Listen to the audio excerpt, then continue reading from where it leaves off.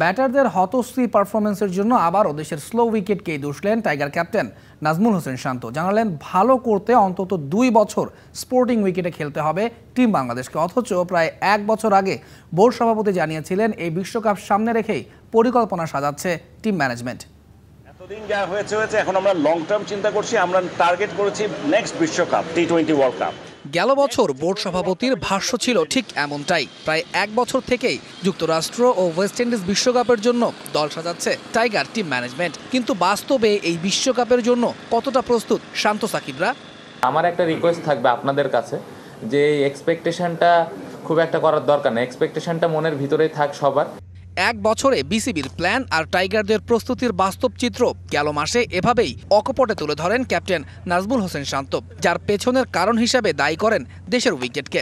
যুক্তরাষ্ট্রের বিপক্ষে সিরিজ হারের পরেও শান্ত জানিয়েছিলেন উইকেটের কারণেই এমন ভরাডুবি দলের।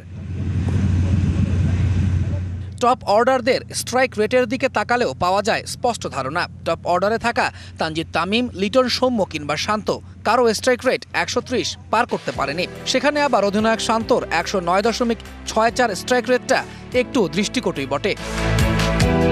এবারে বার্তা সংস্থা এএফপিকে দেয়া সাক্ষাৎকারেও দলের এমন দশায় শান্ত দুষলেন দেশের উইকেটকেই। ঘরে ভালো পিচ পেলেই টি-20 বিশ্বকাপের বাজে পারফরমেন্সের উন্নতি হতে পারে। আমাদের ভালো পিচে খেলতে হবে। অনেকে এটাকে অজুহাত হিসেবে দেখতে পারেন, কিন্তু আমরা ভালো পিচে খুব কম ম্যাচই খেলতে পারি।